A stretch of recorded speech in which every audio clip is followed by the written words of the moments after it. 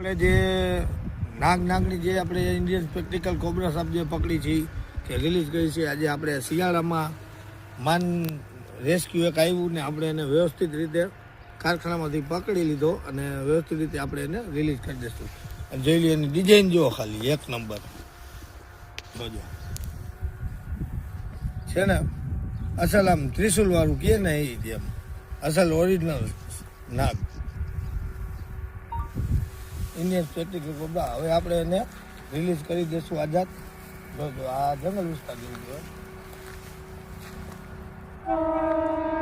ને, નાનું નાગનું બચ્ચું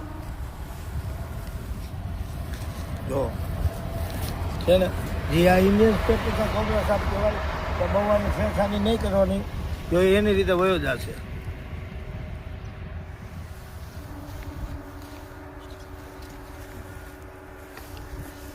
જય માતાજી, જય Shri Krishna. Like share follow કરતા રહેજો.